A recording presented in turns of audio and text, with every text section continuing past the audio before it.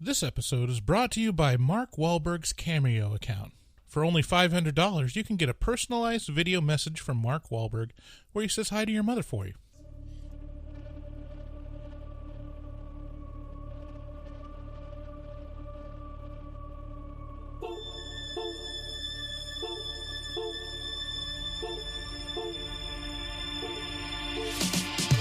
Is this a metal thing? Yes. Little taste. David, what is this? It's pretty thick. Great. I have to kill a lot of people. Just tell me what you want me to fuck. I have big tits and a tiny vagina. Oil me up, Daddy. I can't believe that Bryce prefers big tits. Mistletoe alert. This is backcountry. This guy was a real jerk. How long can Hugo be pregnant? Chomp, chomp, chomp, chomp. Oh, she's such a dick, David. Okay, everybody, put on your corpse handling gloves. Ew. Hoodie Picasso. Hey, everybody, it's Horror Movie Talk with your boys. It's your boy. Bryce Hanson, that's me. And Dr. David Doy. I'm David Doy. Pete Pop Poop Poop. We review horror movies, especially new theatrical releases, but Do not we? today. They'd really like to stress certain words within the script. Okay. And the words you'd like you to stress are love. I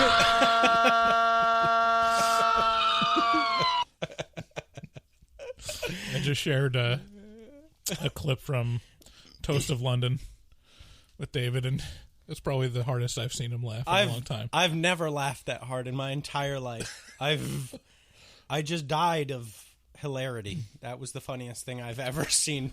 Yeah. Which is not my take on today's movie. Yeah. Today's movie is The Happening.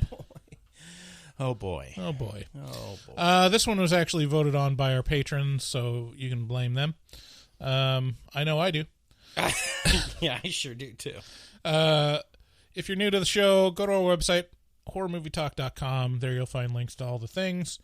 We post new episodes every Wednesday, so please subscribe and leave a review if you can. Well, if you like us. You can leave a review if you don't like us, but, you know. We prefer you not. Instead, you should call our voicemail at 682-253-4468 and let us know How hard we suck. what we need to know. We give a brief review and synopsis for every movie we review at the top of the episode. We give a score from 1 to 10. And after we give the score, we'll have a delineated spoiler section so you can hop out if you don't want the movie spoiled. So excited for your game. You bringing back the Rotten Tomatoes Yeah, game. getting the Rotten Tomatoes game. This episode, the M. Night Shyamalan themed Rotten Tomatoes game. I might actually do really good at this. Oh, wait. Yeah. This is going to be hard. Yeah. I asked David during the intro whether he knew the reference from the ad, the SNL sketch.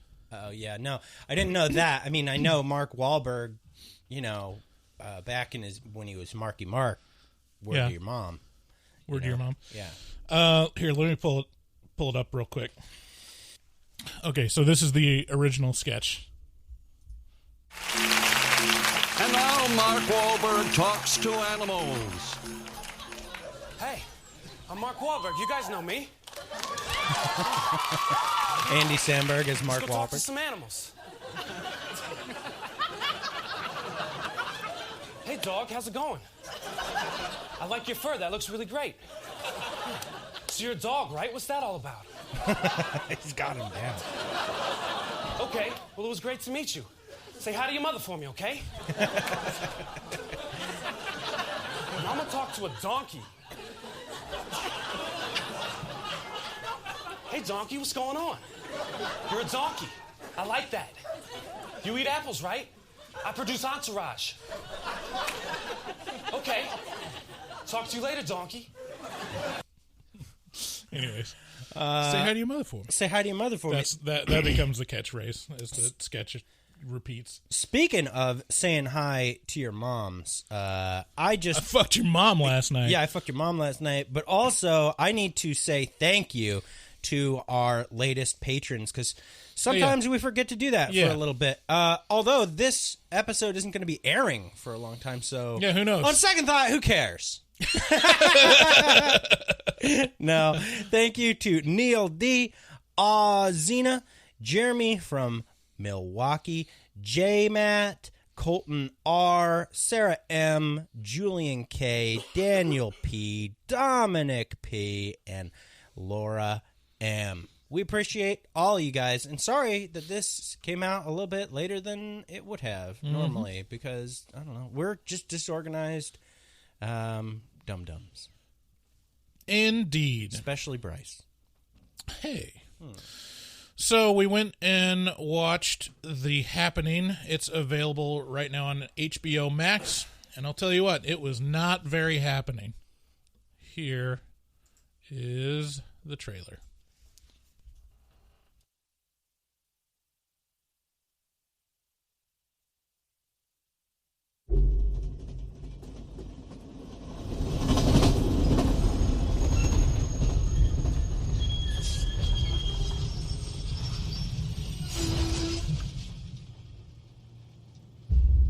Were we supposed to stop here?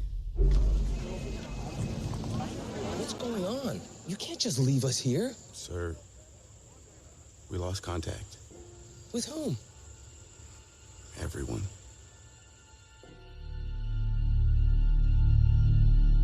There appears to be an event happening.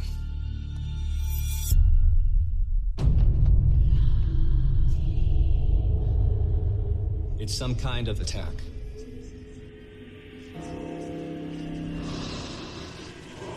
The first stage is loss of speech.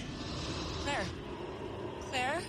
The second stage is physical disorientation. The third stage is fatal. I'm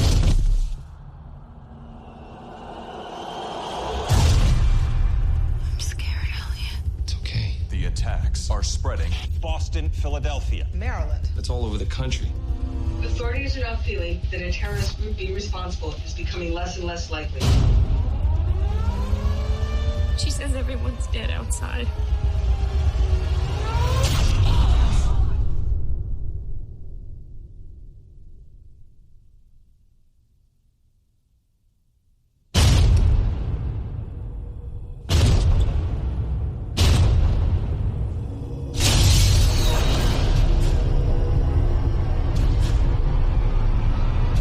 Run.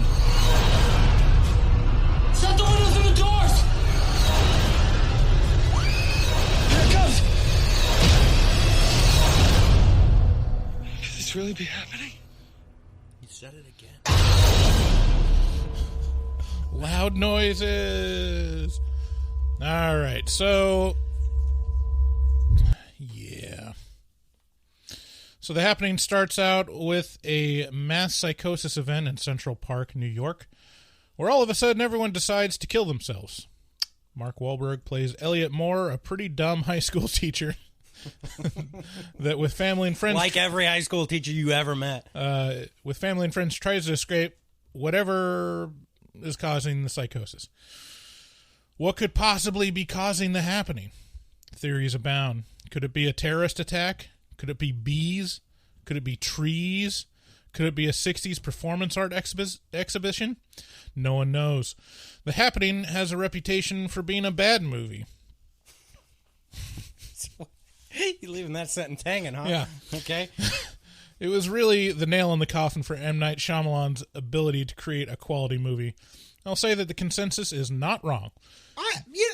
Okay, this thing right here is what I take issue with. We can't create one bad movie. You go through Alfred Hitchcock's shit, which, by the way, is the most apropos person to compare M. Night's career to, and there's a bunch of shit in there, like a bunch of garbage, and no one faults him for it.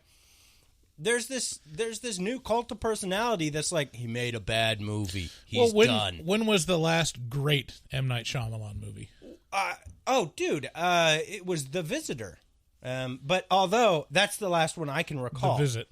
Yeah, maybe it was The Visit. Yeah. But, I mean, I liked Old a lot. It was, like, he doesn't make bad movies. He makes good movies. He made one bad movie, as far as I can tell. Okay, well... What are the bad ones, Bryce? This one, Old. Old wasn't bad. You gave Old a 7. You. Did I? Yeah. No. Yeah. Well, that was an ironic 7.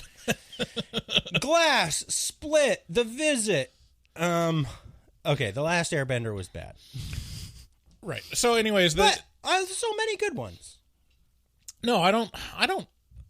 I'm not saying that he's a terrible director, but he's definitely comparing the quality of his first 3 films to the rest of them. I don't know what the difference is, but like it just seems like he has a lot less care for the craft, and especially the writing. You know what struck me is this felt like a 50s sci-fi movie. Right. Yeah. It was like, oh, this is like M. Night's unable to separate out his nostalgia for the 50s and 60s from his ability to direct in this movie. Like, he was just like so smitten with like the pod people. Well, yeah. So, I mean, this one comes off of, I think, The Lady in the Water is the last movie he had. So it was like Sixth Sense was like a phenomenon. Yeah. Then Unbreakable, people are like, oh, okay. And then Unbreakable was good though. Like, that's one of your favorite movies. Yeah, it's one of my favorite movies, but it just was kind of against type or what people are expecting. You have you have The Sixth Sense, and all of a sudden you have this ultimate lineage type. It's like, and then there was Signs. Yeah. The Village, people were starting to complain about. I love The Village. I really like The Village. And then Lady in the Water, people are like, what? I like that one too. Are you gonna get back to good movies? What are you?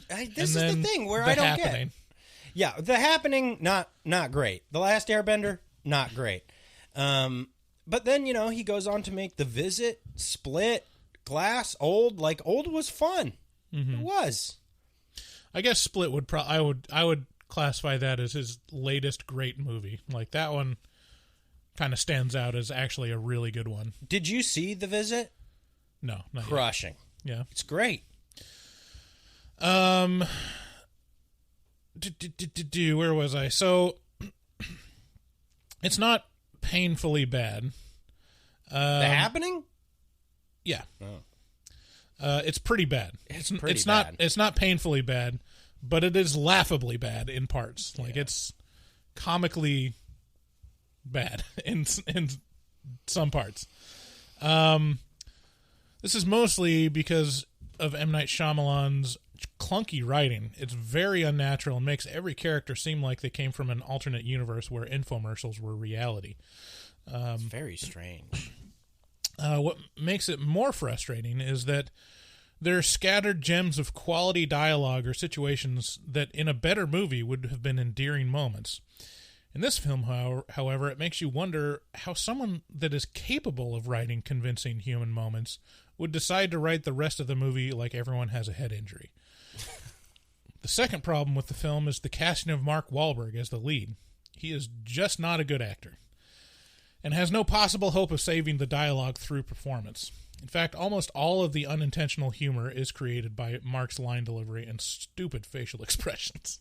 The acting in this is so, like, Mark and Zooey Deschanel. Yeah, Zooey Deschanel is kind of, both of them are pretty, like, just blank face. What the fuck are you doing? You're just like, in this movie, I mean, I like some of Zooey Deschanel's stuff that she's done, but in this movie, paired with Mark Wahlberg, they just look like two people with resting dumb face. Just they're just like, so dumb. Guh. And John Leguizamo does everything he can to, like, carry this. It's astounding because you see John Leguizamo is such a high quality actor that, like, it's jarring going from his performance to Mark Wahlberg. No. What? No. No, what? So, yeah, Mark Wahlberg is a problem here. As with any M. Night Shyamalan movie, regardless of quality, there are some interesting ideas and concepts. Most of the creativity here comes from the various deaths throughout. The premise of a mysterious viral mass suicide event is a genuinely interesting premise and can be truly disturbing at moments. However, the posited explanation is so dumb, you're left wondering why you even bothered sitting through this shit show. Oh, yeah. Yeah, it's pretty bad. This is one of those situations where there's a lot of situations with Shyamalan movies where people are like, at it, it seems like the consensus is like, this is trash, this is bad. And then I watch it, I'm like, I like it. Yeah. It's good. Yeah. And a lot of that, the best example for me is The Village, because The Village came out while I was on my mission. So I was like completely media blind for 2 years. Bryce is an ex-Mormon, by the way. And so I didn't get any of the media hype around The Village. Didn't see any advertising, and I think that really is what like sets people off, is like you set these expectations through trailers and through all this marketing, and then it's like misdirection, or they don't get what they expect, or the hype, is, it doesn't live up to the hype. But I came in it blind, and The Village is great. Oh yeah, I really. And in terms of like the twist ending that M. Night is kind of famous for and mocked about, that's one of the better ones. Yeah, yeah. It's like, okay, but that's not the case. The consensus is right. This is a bad movie. Oh yeah, this is bad. Yeah, it's frustrating to sit through because it's so nothing. It's just so nothing. It hints at what the issue is the whole way through, so the whole way through, and then it turns out to be that, and it's just underwhelming. Like, who cares? Like, but more. So, I'm sorry. Continue. No, you go. Keep going. I don't know. So the acting in this is so obviously terrible. I mean, it's just bad. It's just bad, and the dialogue is delivered so stiltedly. And Mark and Zooey Deschanel are just like doe-eyed, fucking deer in the headlights bullshit the whole way through this thing. And it's like, why do I care? I don't care at all. I don't. Well, it's crazy because it seems like a lot of dialogue is given to people that are basically extras, like. They're not, known names, not even like known character actors. Like, there's a lot of no-name actors in this movie that have, significant lines or significant parts. Yeah. But they're not like, it's not the level of acting that you would see even in like a run-of-the-mill character actor that you see in like TV shows. But you pair them up with Mark Wahlberg and Zooey Deschanel, and it's like, this is all the same quality. It all falls flat. Yeah. Like I said, John Leguizamo kills it, or tries to, as best as he can. He tries to carry the thing, but he's only in a little bit of it. And then Betty Buckley plays Mrs. Jones towards the end, and she really does a really good job too. But they can only help so much because the baseline of Mark Wahlberg and Zooey Deschanel are so. What? How did you allow this out of the editing bag? Like, it was just like, this is gonna be rough.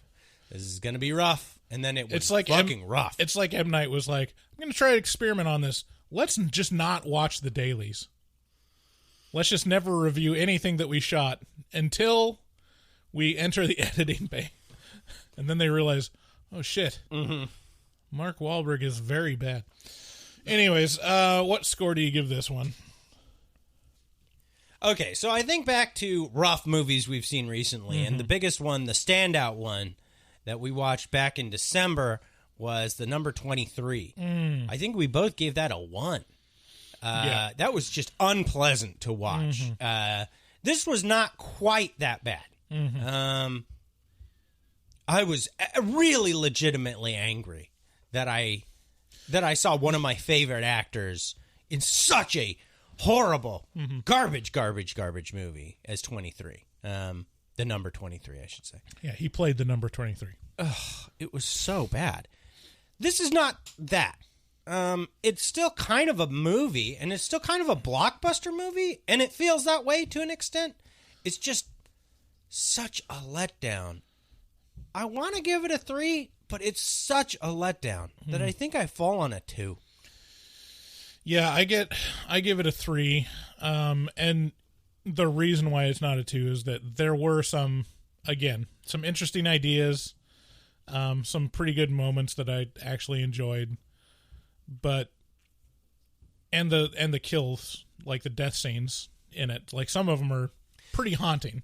Like like in terms of like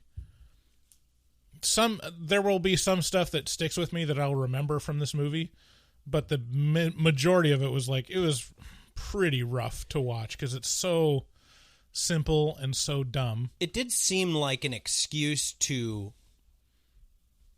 It did seem like a vehicle. Like M. Night wanted to make a vehicle to show disturbing ways to kill yourself. Sure.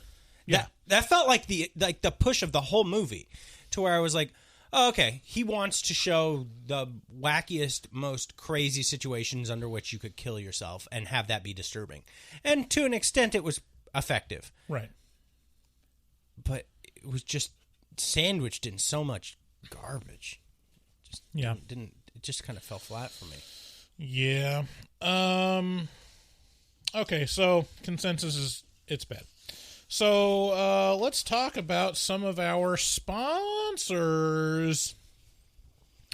In that, if you're listening to this and you hear any commercials, you should know that you don't have to. You can just directly sponsor us on our Patreon at patreon.com/horrormovietalk. And there you'll get access to ad-free versions of our episodes. And you'll get access to them as soon as we finish editing them. Which sometimes is like hours before people, and sometimes is days before. Maybe you should just commit. Maybe you should just commit to giving them the value. There's value. That they listen to it hours before anyone else. Without ads. Well, if I'm editing the episode, you get it literally half a week before. Sometimes minutes after we get done recording. Oh, good for you. Oh, I don't get to toot my horn about this? About providing all the value in that? Good for you. Yeah, it is. Also, you can support us at our shop, horrormovietalk.com/shop. We also have a resident artist that we like to plug, and you should support as well. That's Dustin Goebel. You should check out all of his artwork on our posts on horrormovietalk.com and throughout our social media. I'll tell you what, this last week, as of this recording, we posted Stranger by the Lake as our review. Ew! And his image for that pretty great. Was spot on. Yeah. It was like a close-up of the guy's mustache. Yeah. And it took me half a day before I realized that the background was a bunch of dicks. Ew, David. Yeah, it was a lot of dicks in the background. The guy is funny. Anyways, you can find him on Instagram at dgobel00. You can give him a holler and ask him to do a commission, and I'm sure he'll line that up for you. If you want to leave us a voicemail, call 682-253-4468. Thanks again for listening. Let's get into Spoilers.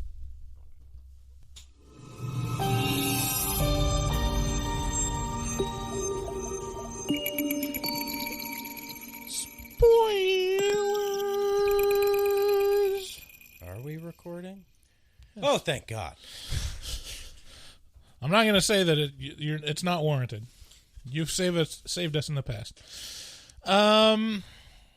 Sure. So, The Happening. So, New York. It's in Central Park. The opening scene. Just everyone... Jumps right into it. Everyone just suddenly is standing still. alarming. Yeah, it's a moment that everyone super dreads, right? It's like a drug trip gone very, very bad, very suddenly. See, you see this in other movies, though. It's like kind of a trope, is that everyone's standing still except for the one person. Like, it'll happen in The Truman Show. Like, that's another example. Okay, yeah. Like other shows. And in this one, everyone stands still except this one woman. Mm-hmm. And in the context of this movie, that doesn't actually make any sense. Why would she not? Because she's not... It never explains that anyone's immune to it. And it's just like, basically, she gets an extra, like, 3 Mississippi before... It could be... She also kills herself, I guess? It could be a perception thing. Sure. Yeah. Or it could be that way for everyone. It could be that everyone just perceives motion stopping. I don't know. Yeah. It's a perspective thing. I don't know. Who knows? But it is effective to me. Like, I was like, oh, shit. Yeah. And everyone starts killing themselves, and that's the premise. Had you seen this before previously? No. Never. Me neither. I steered clear of this one. Yeah. It did not seem interesting. Like, there's some movies that have a bad reputation that it's like, well, I got to give it a chance. I got to see what this is all about and see whether this is kind of like the hive mind or, if it's warranted. Yeah. But this one, I knew that it was, the premise is the plants are attacking. It's like a chemical released by plants. And that premise seems so, like, uninteresting to me that it's like, okay. Maybe... That seems unsatisfying to have that revealed, Yeah, there's a thing that for those of you who are too young to remember or who just weren't paying attention during the rise of M. Night Shyamalama Ding Dong, there was a thing that would happen upon the release of any M. Night movie where it was like, it was a buzz. Like, people in the world were just talking. They're like, did you see the new M. Night movie?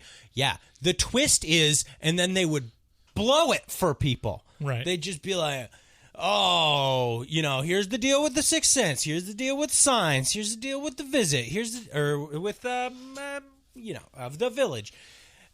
And I almost wonder if he got so fucking frustrated with people blowing his movies that he just made this so that people would stop caring about his movies. Yeah, there's a little bit of it where you wonder how much it's M. Night fucking with people.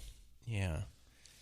Because, I don't know. But seeing him interviewed on the Norm Show really gives you a good insight into who M. Night really is. I don't remember that one. It's a good one because he's really honest. He's really earnest. And I don't think that's the case. I think he was trying to make a good movie in this case.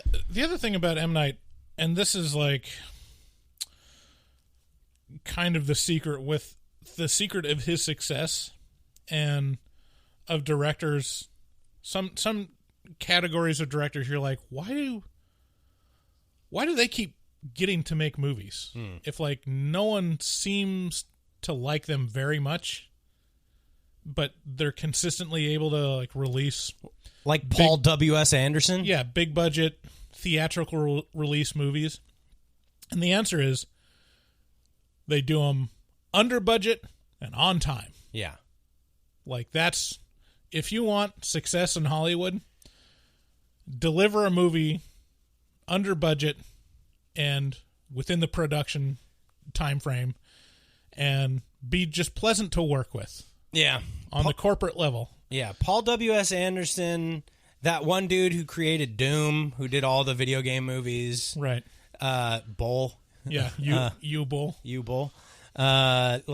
These guys continue to get, that's a good point. They continue to get work because they don't burn bridges and they meet expectations. Right. And there's, on the flip side, there's like directors that are fantastic, but also consistently go over budget, and then they just never get to make movies again. Yeah, like Peter Jackson. Peter Jackson, or like, I mean, even Orson Welles, like, that was his thing. Shit, yeah. Was like, oh, yeah, I mean, Citizen Kane was a huge expense that pretty much basically ruined RKO. And so he didn't get to make the movies he wanted to make anymore because, like, it doesn't matter if it's artistically great and going to be a legendary movie if it doesn't make the studio money. Yeah, the budget on that Kane was just through the roof. Could have just used a walking stick. So yeah, I mean, I do think that, you know, he's relatively earnest and he doesn't do a lot of fucking around, but some of the dialogue is like, you know how Data he wrote this whole thing. How Data in Star Trek: The Next Generation doesn't speak in contractions, right? And it's stunningly contiguous throughout, right? Like you're like, wow. They even call attention to it in an episode where he does use a contraction, and you barely blink an eye, but then you realize, oh, he's never used a contraction. And then Riker's like, no, you cannot. You can't say can't. You're Data, motherfucker. And he's like, you're not the real Data. And that kind of dialogue, I don't know what it is. Like, I can't stand it when... I cannot stand it when dialogue in movies doesn't sound natural. Does not sound natural. Yeah. Like when Mark Wahlberg is like, you know, we lost the train conductors. Like, we lost contact with everyone. And Mark Wahlberg goes, with whom? It's like, no one says whom. Yeah, I heard that in the trailer, and I came to a halt. In my brain just went screech, and everything stopped. And I was like, did Mark Wahlberg say whom? And like in the opening scene with Mark Wahlberg's character, like, it's immediately apparent that the writing is going to be It is bad. immediately apparent. Yeah. It is immediately apparent that the dialogue is going to be bad. Yeah. And because he's talking with high school students, and the tone it's trying to set is like a teacher fucking around with the students and like being a quick talker and, you know, sarcastic, you know, to gain their attention. But it sounds like the guy is in an infomercial because he's not talking in contractions and is like, it sounds like one of those commercial training videos. Yeah. Yeah. That's what the dialogue is like. And it was so immediately distracting, Mark Wahlberg's performance, that I was like, how? It's one of those where it's maybe like, this will get better. How was this choice made? Like, who let Mark Wahlberg make this choice for delivering these lines?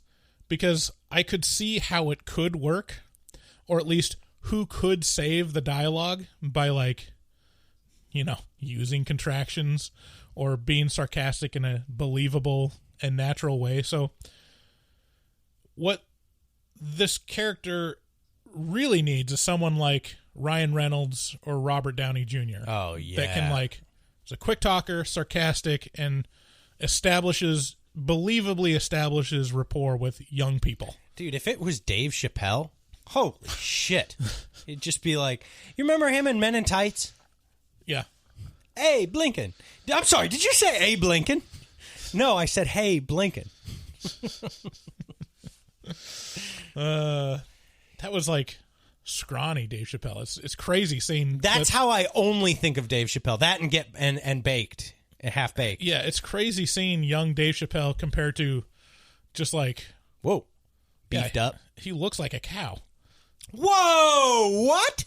He looks like a cow on steroids, where it's like, how is that natural? You know, just all beef. You are out of control right now. Out of control. Out of line. Not okay. A cow? I mean, he's beefy. He's beefy? Yeah. Okay, so you think of him as cattle.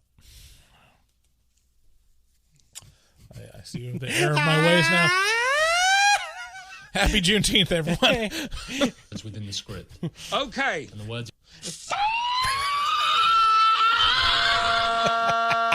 That's the face you just gave. was just.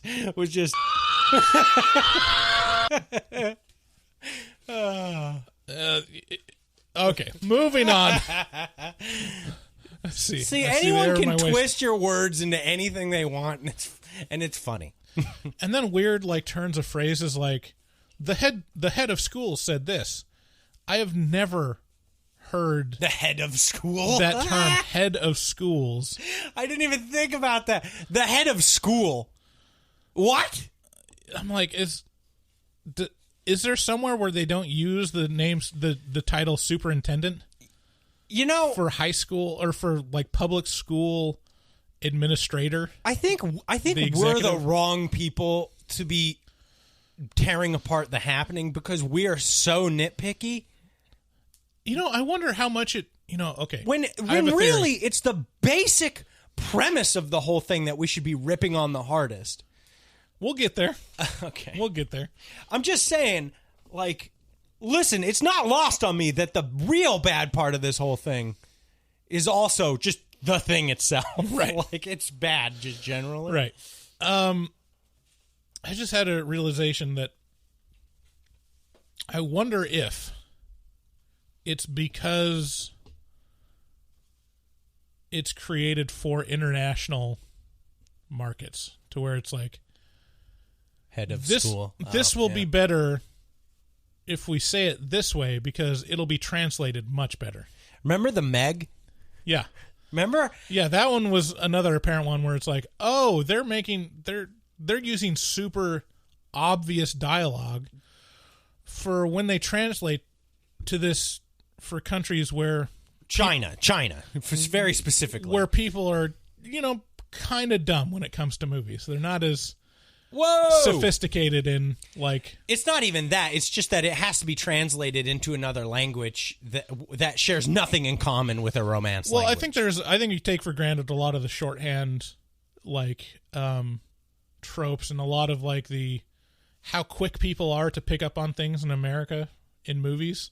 Yeah, like a lot can be communicated through like a glance, and you know, if you're in India and this is the first Western movie you've ever seen because you've saved up for 5 months. Whoa, Jesus Christ, just off the rails over here. Oh, I'm sorry. There's not poor people in India? Oh, God. Are we saying that? Oh, God. But no, what I'm saying is the Meg was the first movie that I remember there being a buzz about the movie because it was intentionally filmed, like what you're saying, with a duality in mind. This is not necessarily a blockbuster just for America. This is a blockbuster for America and China or China. Well, yeah, I wonder for stuff like head of schools, if it's like, oh, that was a note from the studio to say head of schools because they might not know how to translate superintendent. That over in Great Britain. Yeah, over. When they translated over to old GB. So, yeah, it's there's so much like little things that feel out of place. All right, so the premise is, again, people just start committing suicide en masse, and we're told that there's 3 stages. Weird speech, loss of orientation. You can't walk good anymore. And then you die. And then it's just kaput. You're just dead. Say hi to word to your moms. They try to give a couple options for like what could this be. Like the one that they really push is it's terrorists because that's the zeitgeist of the 2000s is like everything's a terrorist attack. Well, everything's a terrorist attack. I mean, really, after 2001, everything is a terrorist attack. Like that just rewrote history. Right. It's just like anything that happens, terrorist. Right. Oh, people you don't agree with politically? Terrorists. Right. They're domestic, though. Mm-hmm. We like our terrorists domestic. Yeah. I don't like imported terrorism. No, that terrorism. Straight out. Fuck that. And then, like, there's a lot of talk about the bees. Bees.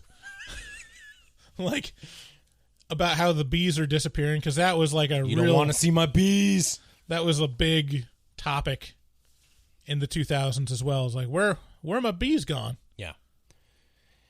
And I wonder, as of the writing of this movie, did they actually not know? It almost feels like a topic where scientists always knew, but like the general public was like, bees are gone. Yeah, it's an alarming headline, right? Yeah. It's one of those things. Well, bees have always been a weird fucking topic ever since I was a little kid. Remember when it was Africanized bees? Mm-hmm. Killer bees. Killer bees are coming up for some reason. The African bees are coming from South America, why aren't they like Colombianized bees or something like that? But no, it's Africanized bees, and then they get into America, so they're African Americanized bees, and then that stopped being a thing because they just started fucking dying off because people were using too much pesticide and bee mites and yada yada yada. So that's like pushed, but almost immediately it's like given. Oh, it's the plants though. Yeah, it's like okay, and it doesn't even go through a lot of effort to discredit that idea, other than having the person that delivers the theory as being kind of kooky. Oh, man, I'm glad you're doing this because to me this review's over. I will say there was one headline that I saw on a newspaper where they're in New York and they're looking at a newspaper and it says Philadelphia, and I just want to say that's the best Lamb of God album. This is Philadelphia, where they recorded a live show in Philadelphia, and then they called it Philadelphia. So it's the best. Okay, so there's a couple things I want to note. Some features of this film. Are you a big Lamb of God fan? No. No.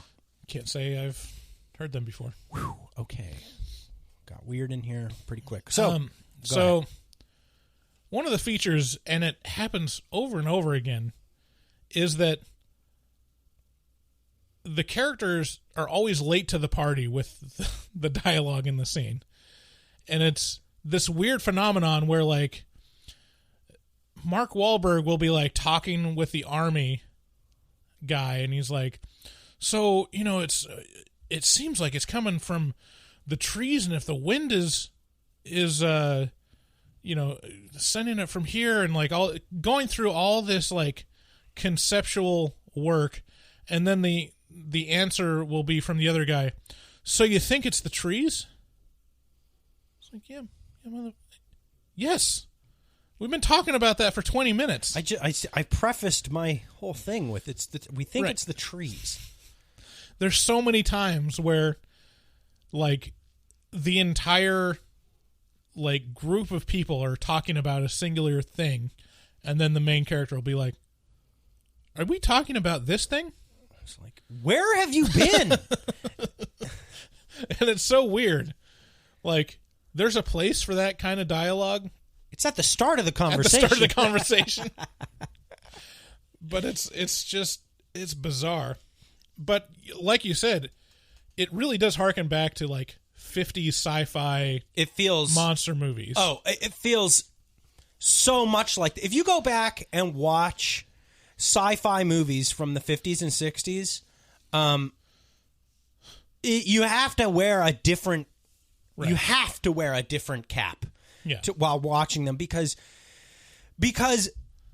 now everything is like those are just dialogue movies. Like it's almost like required that you have a B storyline in these movies of just dialogue about mundane baloney. And but you know, if you go to the Invasion of the Body Snatchers from the 50s, it's still a great movie. It's just executed it's a totally different art form back then. Yeah, it's like 5 minutes of special effects shots supported by 90 minutes of scientists talking in lab coats. Right.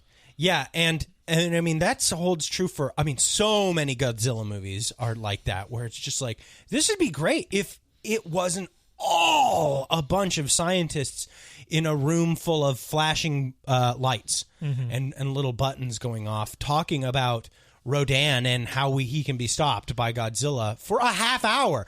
But this movie somehow, for some reason, resurrects that whole like storytelling mechanism.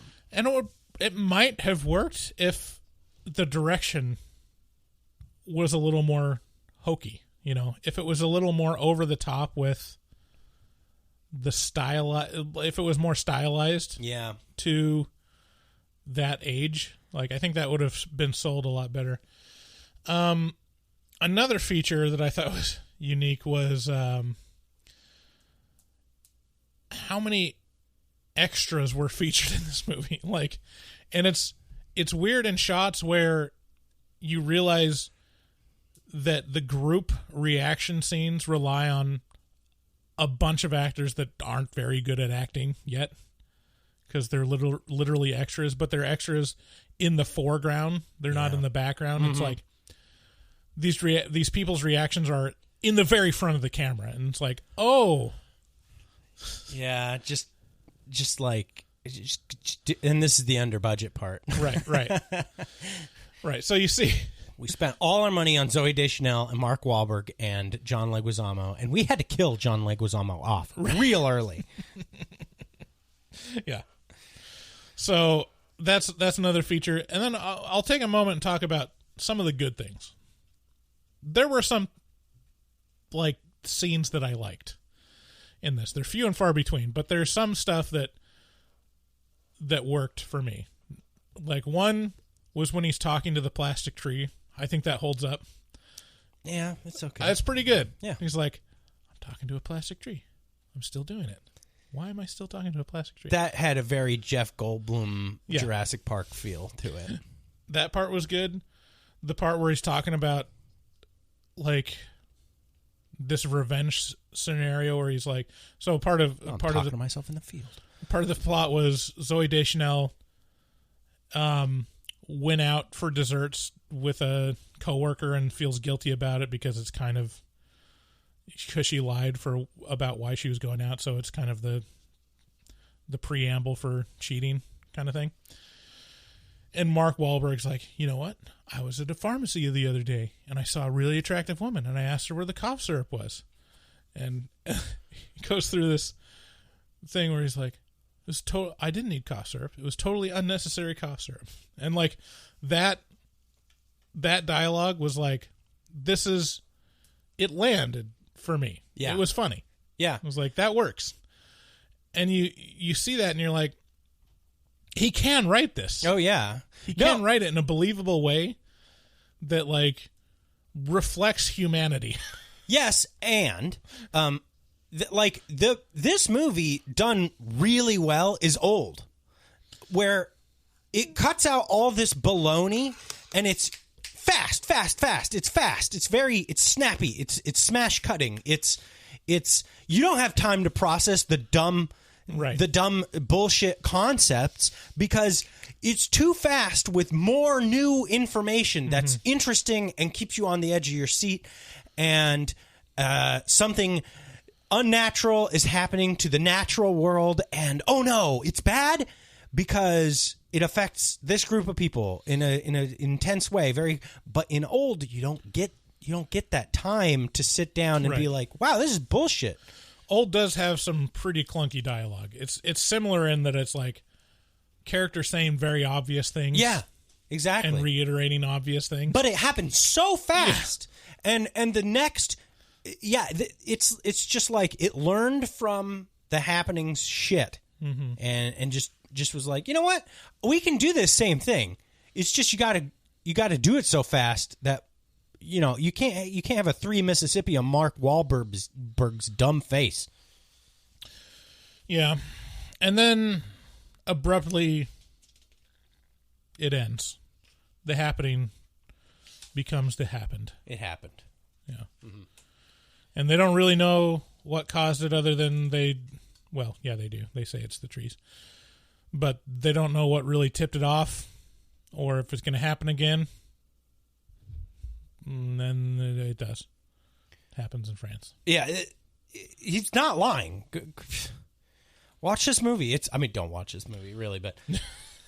I will say, like, there was a few... Like, oh, man, one of the weirdest moments of dialogue was the horny conversation in front of the little girl. I think I was so checked out by this point that I didn't even notice. I won't go on. I don't want to prolong this. This movie is just nothing. It's just nothing. This is one of those where, like, really, if you want to get the maximum enjoyment out of it, just look at the meme clips on YouTube of, like, these are the clips from the movie that everyone talks about. Similar to, like,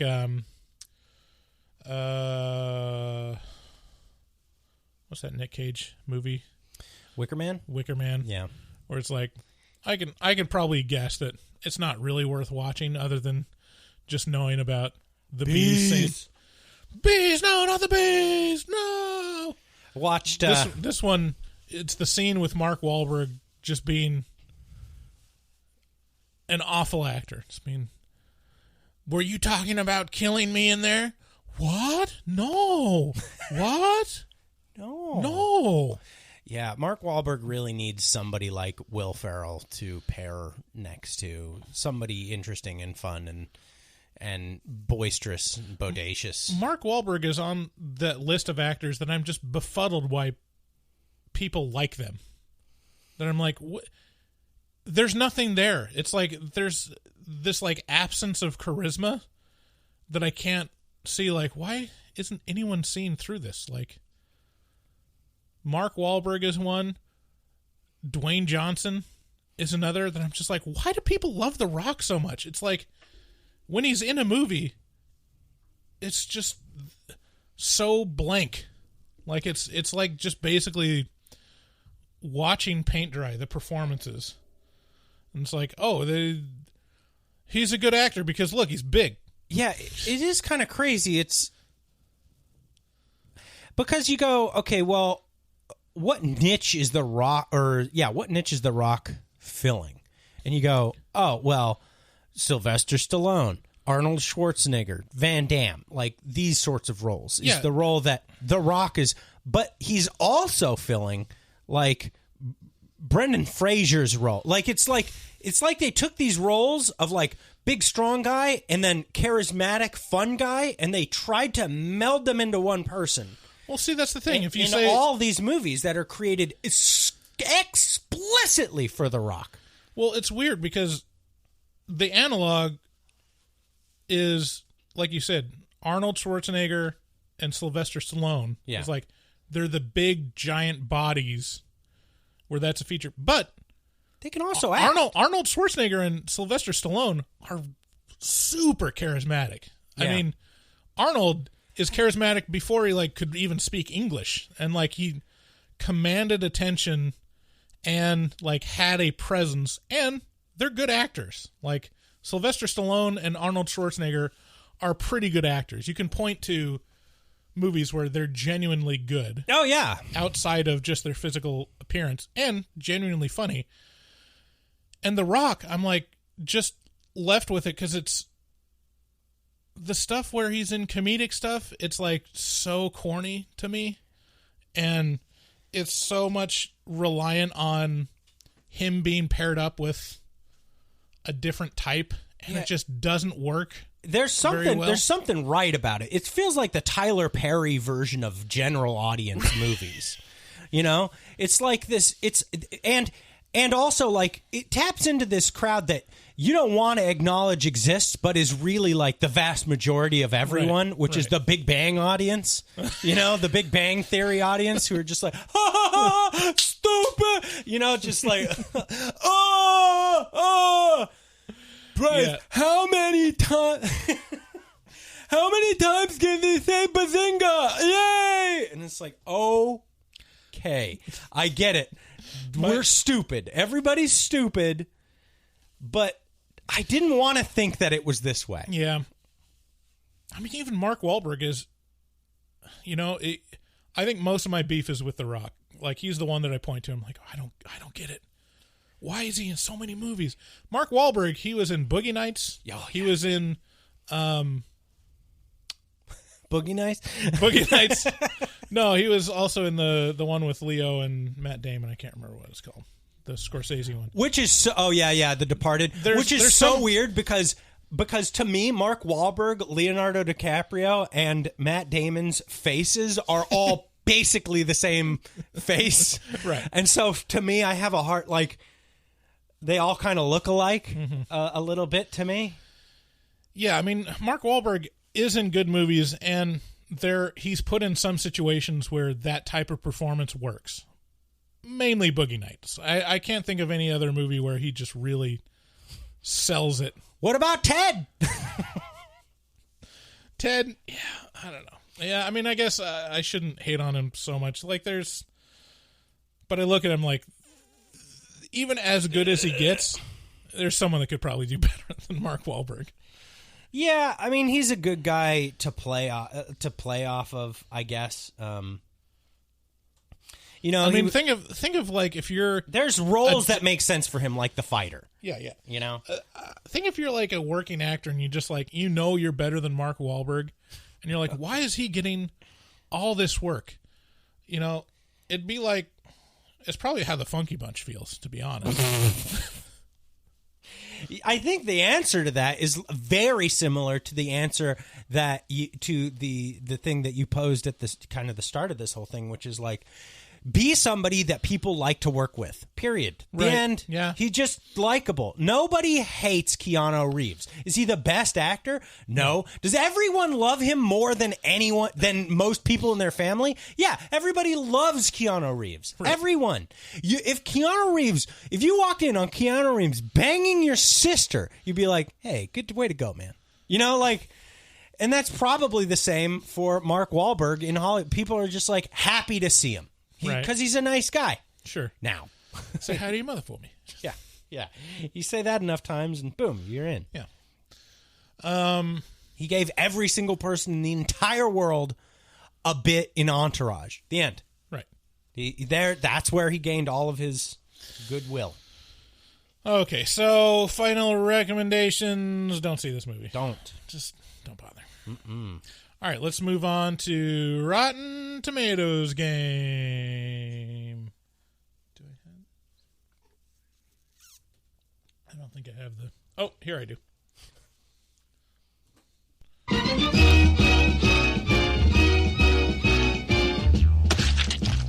Attack of Rotten Tomatoes. Rotten. Attack of the Rotten Tomatoes game. This is a game where I give you 2 movies, and you have to guess which one gets the better Rotten Tomatoes score. Extra point if you guess the score correctly. And this is the critic score. Critic score Potato on meter. Rotten Tomatoes. And this round is all M. Night Shyamalan movies. David! Okay. All right, let's start out... probably one of the harder ones. The Village versus Old. I feel like Old probably jumps out a little bit ahead. I'm supposed to guess which one has the higher score. Yeah, I'm going to say Old with like a 76. Yeah. Wow. I did not think you would go there, but it is Old with 50%. Oh, damn. Oh. Yeah. Well, a point is a point. A point is a point. I'll take it. What did Village got 43%. Wow, so unnecessary. Just be nice. Yeah. Said we after completely trashing on that. I mean, for me, it's like Village is way better than Old. The Village is better than Old, but I think Old was more happily received because it wasn't like, hey. I almost wonder how much it is because it came right at the end of the pandemic. I wonder how much critics are like, I can't tell people not to go to the movie. A movie. Like, yeah, think if your job required like having advanced screeners to movies, and like Yeah, you probably don't. Anyways, moving on. Glass versus Unbreakable. I haven't seen Glass.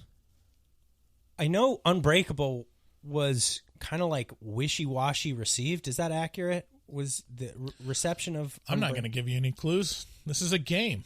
No, I mean, we can talk a lot. Look, I don't know either way on this one. But, I mean, Unbreakable is one of your favorite movies. Yeah. It was the movie he released right after Signs. Sixth Sense. Was it? It wasn't as well received as The Sixth Sense, definitely. And Glass was the one about the bad guy from Unbreakable. Yeah, so it was like the third in the trilogy. So it was It Unbreakable. was the last one? Yeah, Unbreakable, Split, and then Glass. Okay. Then I think Glass was received pretty well, if I recall. So I'm going to say Glass, because I thought it was the second in the series. Did the guy from Split, was he in Unbreakable? Because the guy from Glass was in Unbreakable. Yeah. Glass was like the main villain of Unbreakable, but Split... I got to work my way through that trilogy. Yeah. Is it good? Is it a worthwhile watch? I think so, yeah. Okay. I mean, you've seen Split, right? No. Oh, Split's good. Okay. Okay. Okay, so I'm going to say Glass, and I'm going to say 65. Glass 65, you are wrong. Oh. Glass got 36%. Oh, damn. And Unbreakable got 70%. I remember people being like all fucking crazy about. Maybe I'm thinking about Split. I really can't recall. People like Split. Okay. A lot more than Glass. Glass, like, it was almost like a movie no one was asking for. But like I couldn't. You probably can't find a bigger fan of Unbreakable. And I was even like, this seems weird and arbitrary to make the sequel to it. Gotta get Sammy L in there. Yeah, I liked Unbreakable and I liked Split, but I was like, seriously, who was asking for Glass? Huh. But it's an interesting oddity. So I'm 1 for 2. One for 2. Okay. Next, Signs versus Split. Oh, that's a good pairing, I would assume. Yeah. How close are all of these? Are all of these very, very close together? Last one was probably the farthest apart. And that was a big spread. That was like a 40-point spread. Jesus Most of them are, well, I don't know. Okay, so what are the two? Signs versus Split. Split was so loved. But Signs was before Mel Gibson lost his shit. Yeah. And before Mel Gibson lost his shit, he was a big deal. And M. Night Shyamalan still had like a really solid reputation. Yeah, I'm going to go ahead and say Split, and I'm going to say 83. Good guess. It is Split. 77%. Oh, pretty close, too, on the... Signs was 74. Dang, pretty close. 3-point spread. All right. This one is The Sixth Sense versus The Visit. The Sixth Sense versus The Visit. You have to have paired these two together. Now you're fucking with me. I don't like it. It's got to be The Sixth Sense at like 95. It is The Sixth Sense at 86%. That's the highest that he's ever gotten. So I'm 3 for 4. The Visit is the inversion. It's 68%. Oh, okay. Okay. So yeah, 3 for 4. So you basically won the game, but we got 2 more. The Lady in the Water versus The Last Airbender. Oof. I saw Lady in the Water in theaters. I really liked it. I saw, was that 2007? Sure. I think The Happening was 2008, so it was probably 2006. I think I saw it with my wife, and that was in 2007. Okay. Was when we started dating. The Last Airbender was universally garbage. Everybody fucking hated that movie. Even people who weren't fans of The Last Airbender. So I'm going to say The Lady in the Water. And I'm going to say 39. Pretty close. The Lady in the Water was 25%. Much better than Airbender's 5%. Oof. The last Airbender was the lowest out of all of Shyamalan. Even lower than The Happening? Yeah. Wow. All right, final two. The Happening versus After Earth. I don't know anything about it. After Earth was the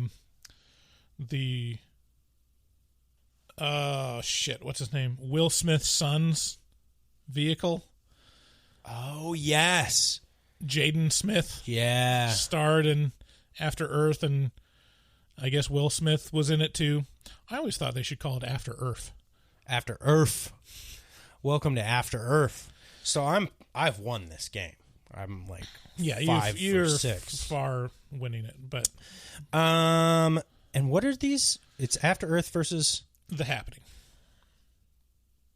After Earth was notable because they did not advertise that M. Night Shyamalan had anything to do with it, even though he wrote and directed. Then I'm going to say The Happening. I'm going to say After Earth is higher, and I'm going to say it's 25. The Happening wins this round at 17%. After Earth got 12. Woo! Yeah. Whoa, that stinks. Pretty rough. And that's our show. Thank you so much for listening. Go to our Patreon. Check out the perks that you could get if you give us money.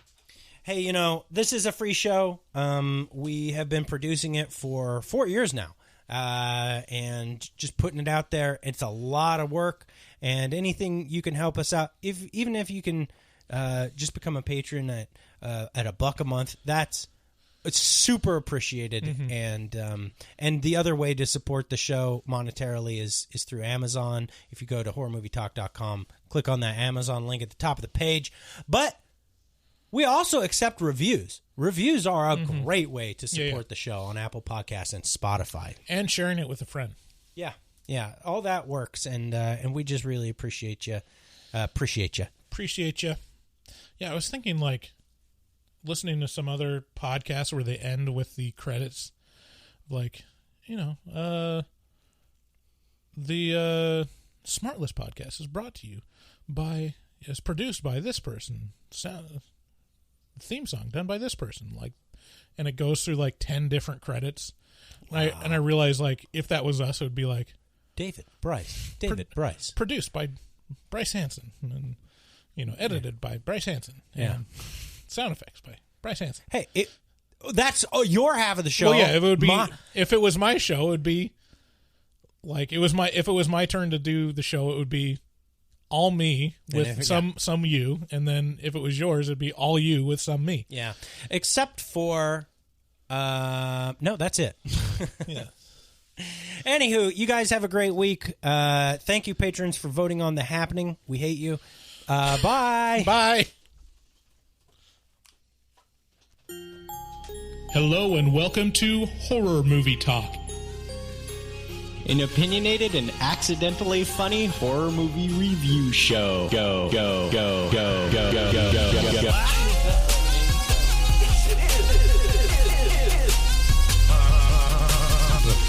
The stroll through the scraggly woods.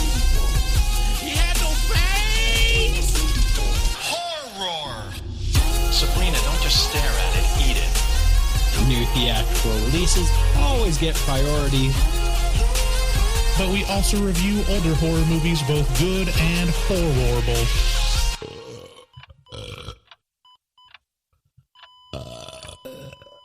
Wow, that didn't sound good.